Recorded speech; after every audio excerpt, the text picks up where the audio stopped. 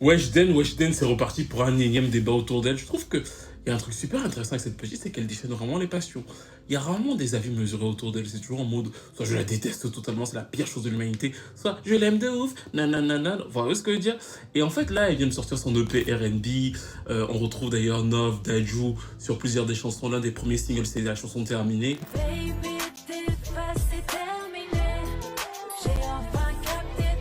Et je vois que vous êtes tous retransformés en experts. C'est-à-dire qu'en France, vous êtes experts musicaux à temps partiel. Vous avez des personnes avec lesquelles vous êtes experts musicaux. Et ensuite, avec des personnes avec lesquelles vous n'êtes pas experts musicaux. Vu que quand on regarde le top de ce qui est écouté en France, très souvent, y compris dans le rap français, voilà quoi, on voit que l'expertise musicale passe à la trappe. Mais ça, c'est pas le débat. Ce que je veux dire, c'est que je vois beaucoup de critiques et je trouve que globalement, quand on repart sur la carrière de Weshden, elle a commencé à, je crois, 15 ans devant nous.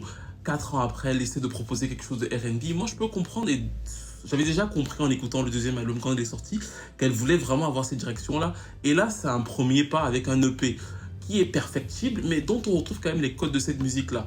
C'est pour moi plutôt globalement assez bien produit, avec pas mal de références, mais bon, c'est assez bien produit. En termes d'interprétation, elle est encore beaucoup aidée ou alors beaucoup sous la houppe de Nov, c'est-à-dire qu'on entend beaucoup que c'est Nov qui a écrit plusieurs des chansons. On se rendra dans les plus beaux endroits. Et ça, je pense que ce sera le point qui sera le plus reproché, à savoir le point de l'interprétation.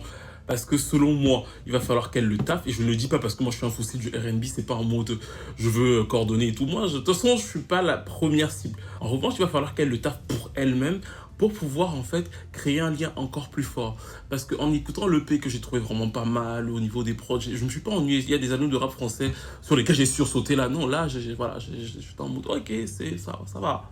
Elle s'est plutôt pas mal débrouillée. Le point que je lui dirais à elle, c'est qu'il faut quand même se raconter. Il ne faut pas tomber dans le R&B de que, et c'est peut-être le point, le bémol que j'aurais sur le fait que Le Feu soit le premier titre, c'est que directement, on fait du R&B, on a un micro, on est sexy. Il ne faut pas tomber dans ça.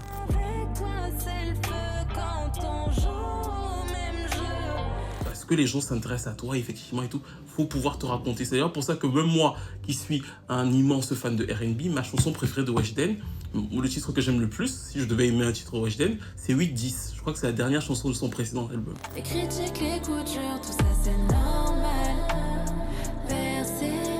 Il n'est pas super bien écrit, parfois même ça peut paraître un peu gauche, mais je trouvais qu'il était vrai. Elle racontait quelque chose. J'avais d'ailleurs tourné une vidéo que je n'avais pas sortie à la suite de l'écoute de ce titre, de cet album-là. Et je trouve justement que c'est le truc qu'elle devrait approfondir sur les prochains projets. Pas juste faire du R&B parce que ça se fait à l'américaine, on reprend et tout. Essayer de livrer un peu plus de soi, de son histoire, parce que si elle le fait, ça va lui parce que si elle le fait, même si c'est gauche parfois, ça va lui permettre de se trouver elle. Mais que pensez-vous de tout ça? Et que pensez-vous donc de cette EP de Weshden?